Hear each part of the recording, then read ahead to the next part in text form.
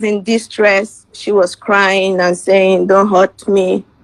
And I could remember him telling her, "You want to break my marriage. You want to break my marriage." And she was saying, "Daddy, you're beating me. Daddy, you're hurting me." And I was driving as far as I can just to get home. And when I got home, I didn't see the person. But my daughter was a bit shaking. Guys, hello people, my people. Wonder shall never end. This chance when this woman gets, so when no make her bear RIP before her time, like Bimbo, see how she take escape. I say, watch this video. Marriage is not by force, my people. Chai, some men wicked, sha. I first they tell you, if you see man when they get children all over the place and they tell you say all these women wait born for me no good, my dear, run for your life. Now the man no good. Though, watch true life story of this woman. Oh, they talk this story, she bust, she cry. Look the interview with Daddy Freeze. Make you watch this interview. Women. Make una dey see the red. Thank God say she come out her life. Oh, thank God say now wetin she dey thank God for, say she no be RIP like Bimbo. Just watch this video till the end. My name remain Jama First Lady. Like, subscribe, and drop your comment under the comment section below. Now, wow, for some men, no chai. My marriage to me was very sacred in the beginning, but it became I became someone else in marriage, because I think at some point I was even out of order, like when you get to this place of pain and you can't even control yourself anymore. So I remember last year, February, I was at work and I got a call that there's been a strange woman in my house, And I remember driving back to my house, which was just 3 to 4 minutes drive from my office to the house. And I remember the only thing I picked up from my office while driving home was my mobile phone. And I remember calling my daughter. I don't have my own biological child, but I got into the marriage with kids from other women, which I actually embraced as mine. And excuse me. It's okay. Sorry, okay, Nabila. Yeah. Don't cry. And I was their mommy, and I was so happy to be their mom. Yeah. So I remember calling my daughter on my way home, and they picked up the phone, but she wasn't the one that picked up the phone. And I could remember the conversation while driving home.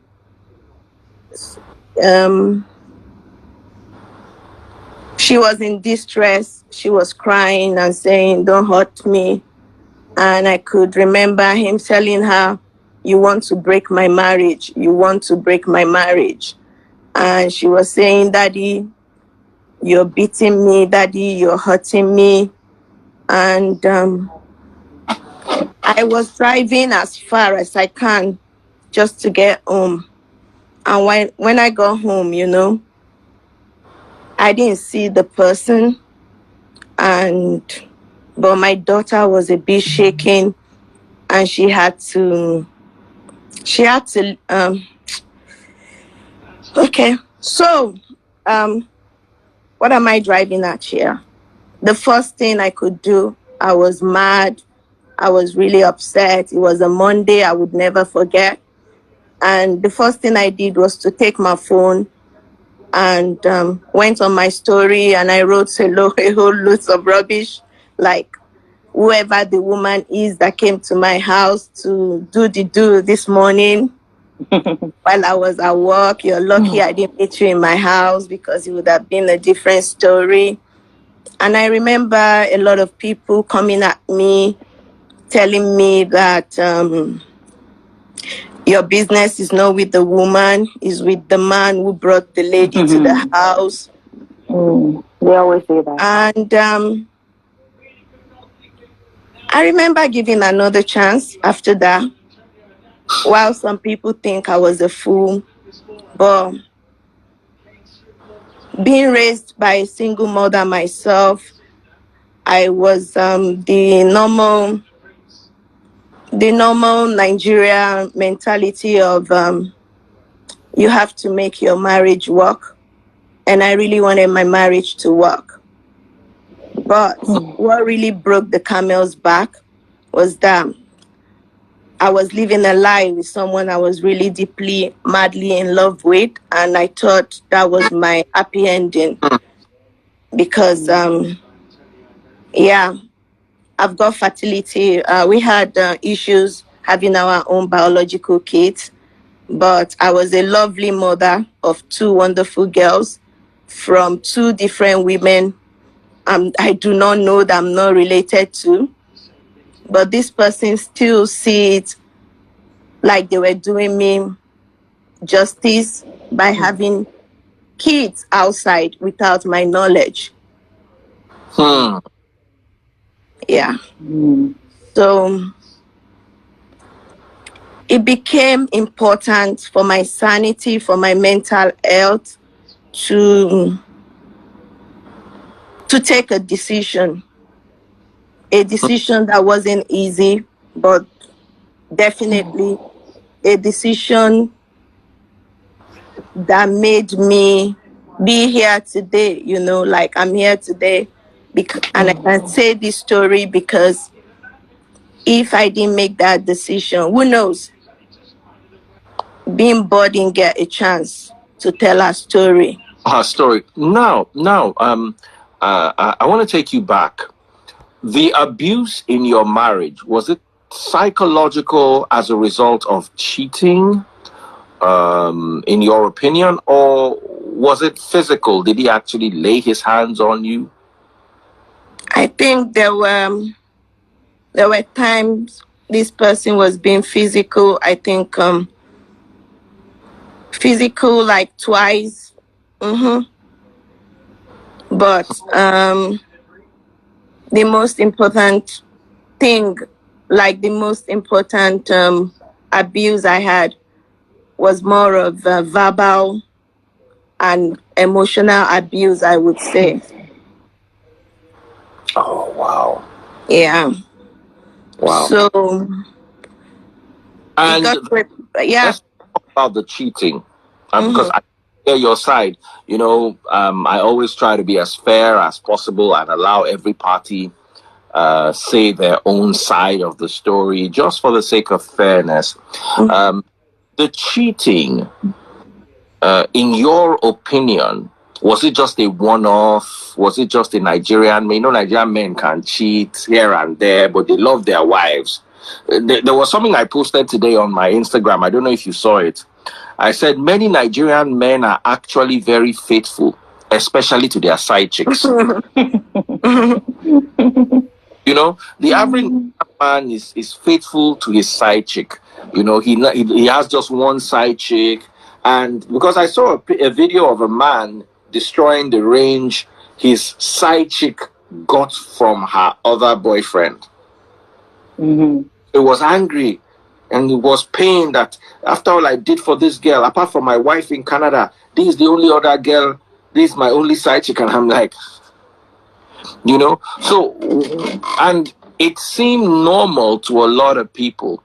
I want to ask you, is it normal? Was it a one-off or was it a constant part of your life? I had to deal with it constantly. And at some point, they told me it came with the job.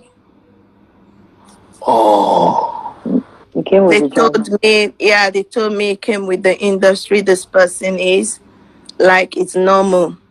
I have to deal with it. I even had people say to me, like, just have a child, and then your concentration will be on your child, not on the man.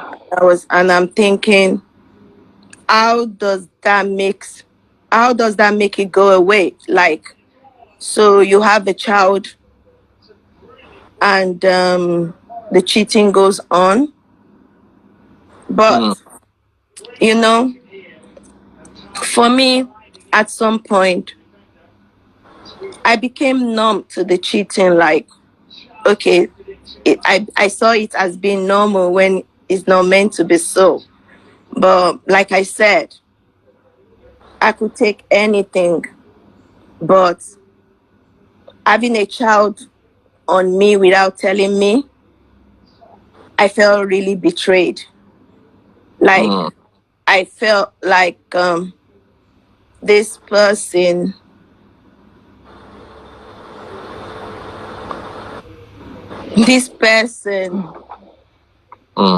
would say, I love my wife, but how do you love someone and you hurt them so deeply?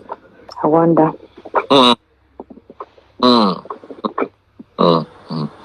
So where is he now? Where are you now in the relationship?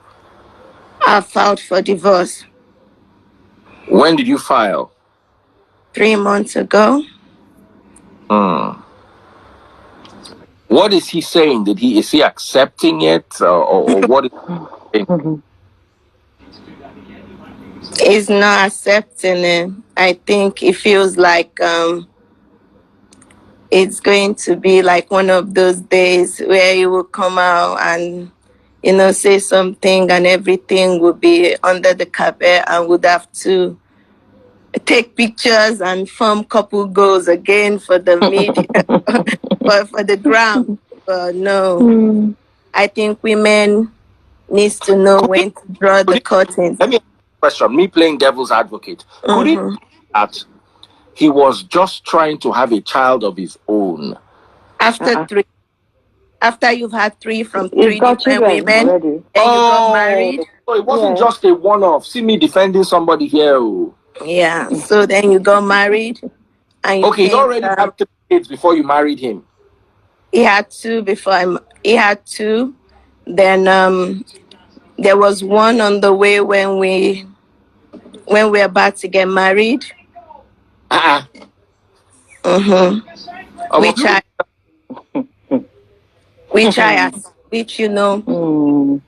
was like, because you didn't tell me about that other one, I would accept the two into our home.